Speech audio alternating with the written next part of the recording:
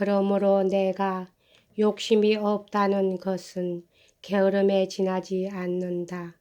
가지고 있는 즐거움은 얻으려는 고통과는 비교도 안 된다. 나의 낭비도 역시 게으름에 지나지 않는다. 즐겁게 쓸 수 있는 기회에 부딪히면 얼마든지 써버리고 만다.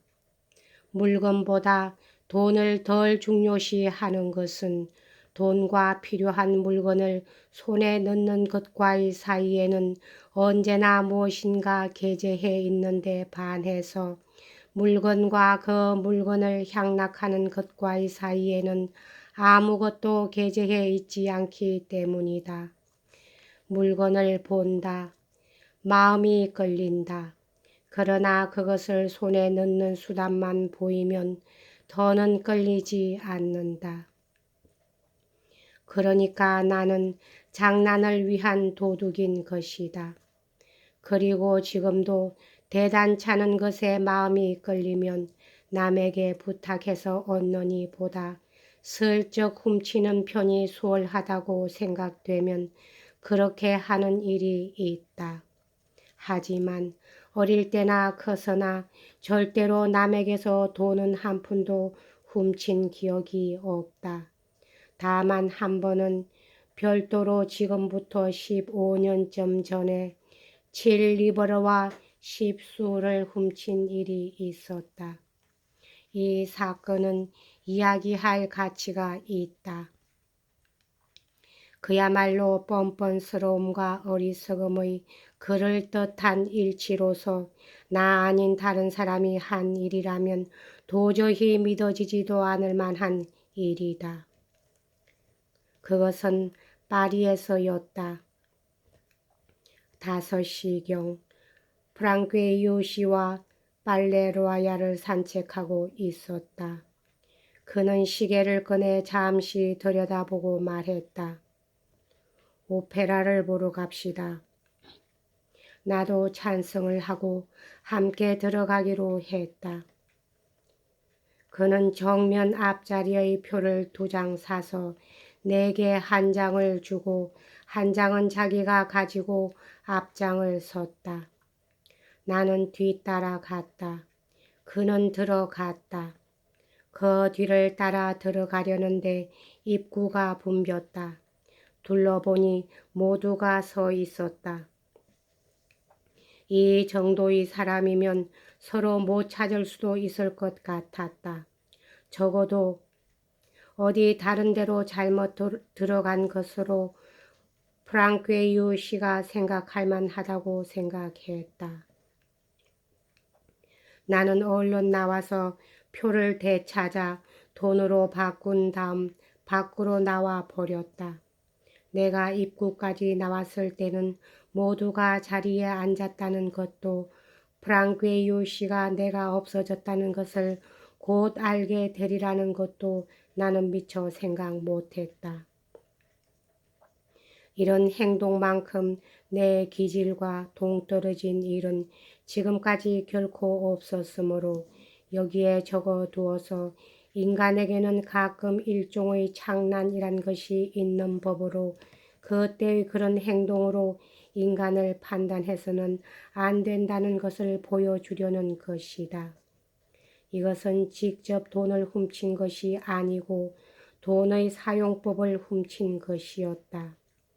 그것이 도둑질이 아니었던 만큼 한층 더 부끄러운 행위였다. 수습공 기간 중 숭고한 영웅적 성격에서 비열한 무례한적 행동으로 옮겨간 과정을 남김없이 더듬어 가려고 하다간 이 이야기가 너무 세밀해져서 한이 없을 것이다. 그러나 형편이 이런 악덕을 행하게끔 만들기는 했지만 그것을 완전히 몸에 배게 하지는 못했다. 동료들끼리 하는 오락도 재미가 없어졌다. 그러나 너무 지나친 속박 때문에 일이 싫어지게 되자 이것저것 모두가 귀찮아지고 말았다. 그런 일 때문에 오랜 동안 잃어버렸던 독서의 취미가 되살아났다. 그러한 독서는 일에 영향을 주어 새로운 죄가 되고 새로운 벌을 가져다 주었다. 구속 때문에 도리어 자극된 이 취미는 정열로 변하고 인의 격정으로 화했다. 라트립이라는 이름난 여자 대본상이 어떤 종류의 책이든 다 제공해 주었다. 좋건 나쁘건 상관없이 닥치는 대로 무엇이든 똑같이 탐독한다. 작업대에 앉아서 읽는다. 심부름을 가면서 읽는다. 벽장에 들어가서 읽는다. 그리하여 시간을 완전히 잊어버리고 만다. 독서 때문에 머리가 핑핑 돈다. 그래도 여전히 읽고만 있다. 주인은 틈을 노리고 있다가 현장을 발견하고는 때리고 책을 앗아간다. 몇 권이나 찢기고 불살라지고 창밖으로 내 동댕이 쳐졌던가.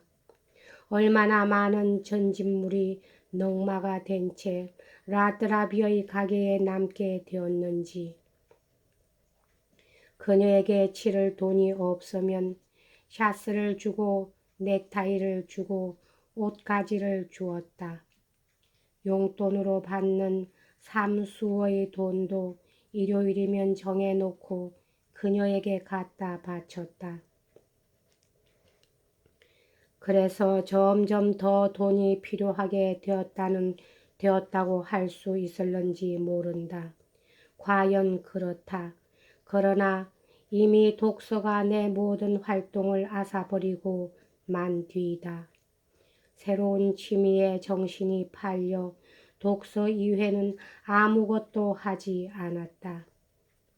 이젠 도둑질도 않게 되었다. 여기에도 나의 특이한 성격의 일면이 있다. 어떤 생활에 익숙해 가고 있는 도중에는 사소한 것이 내 마음을 앗아가고 기분을 바꾸고 주의를 불러일으켜 마침내는 나를 열중시키고 만다. 그렇게 되면 전부를 잊는다. 새로운 목적에 마음이 쓰여 그 밖의 것은 생각을 못한다. 호주머니에 넣어둔 새 책을 읽고 싶어 가슴이 뛰었다. 혼자 남으면 부랴부랴 꺼내 들었으며 더는 주인의 작업실을 뒤질 생각이 나지 않았다. 더 돈이 드는 욕망에 사로잡혔더라도 도둑질을 했으리라고는 도저히 생각할 수 없다. 현재의 일에 좁게 국한되어 있는 머릿속에는 그런 짓을 해서 장래에 대비하려는 생각은 없었다. 라트리비는 치러야 할 돈을 외상으로 해 주었고 선금도 아주 적었다. 그래서 책을 호주머니 속에 넣어 버리면 거길로 아무것도 생각 않게 된다. 자연히 들어오는 돈은 또 자연히 이 여자에게 건너갔다. 독촉이 심해지면 가장 손쉬운 것은 내가 가진 물건이었다. 미리 훔쳐 놓을 만한 선견지명은 없었고 지불하기 위해 훔치고 싶은 기분도 나지 않았다. 잔소리, 얻어맞기, 남의 눈을 피한 남독, 이런 것들이 겹치고 겹쳐서 내 기질은 말이 없어지고 교제를 싫어하게 되었다. 머리는 점점 딱딱해지고 비사교적인 고독한 생활을 하게 되었다. 하나 몸이 건조한 책을 멀리 할 만한 취미도 없었지만 외설스럽고 방종스러운 책만은 적당히 피할 수 있었다. 라트리비는 무슨 일이고 손쉽게 응하는 여자였으므로 그런 책을 빌려주는데 주저하지는 않았다. 오히려 거드름을 피우면서 의미심장한 얼굴로 그런 책을 지적하는 통에 불쾌하고 부끄러워서 거절할 기분이 되었는지도 모른다. 그런 수줍은 기질에다가 우연이란 것까지 곁들여서 사교계의 아름다운 기부인이 공개적으로 읽기에는 거북한 위험서적은 결국 30이 지날 때까지 한 권도 읽지 않았던 것이다. 1년이 채 안 돼서 라트리비의 빈약한 가게의 것은 모조리 읽었다. 그리고도 할 일 없는 무료 때문에 몹시 고통을 느꼈다.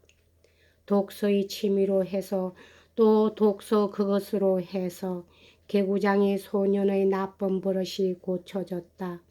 선택을 하지 않은 대체로 엉터리 같은 독서이긴 했으나 그래도 환경이 주는 것보다는 훨씬 고상한 감정을 마음에 일깨워 주었다. 그렇게 된 나는 가까이 있는 모든 것에 실증이 나고 전 같으면 마음이 끌렸을 모든 것이 아주 먼 세계처럼 느껴졌으며 이제 마음을 끌만한 아무것도 눈에 띄지 않았다. 전부터 끌어오른 육적 감정은 뭔가 어떤 향락을 찾고 있는 것도 같았으나 막상 그 대상이 뭐냐고 물으면 상상할 도리도 없다. 마치 육체적인 성을 갖지 않은 사람처럼 현실의 대상에서 멀리 떨어져 있었다. 그러면서 이미 다감한 사춘기로 들어서 있었던 나는 가끔 타고난 광적인 성벽을 생각하곤 했으나 그 이상의 것은 무엇 하나 생각에 떠오르지 않았다. 이런 기묘한 상태 속에서의 불안정한 공상은 이내 한 가지 방법을 발견하고 나 자신을 구출하여 끌어오르는 성욕을 가라앉혔다. 여기까지 하겠습니다.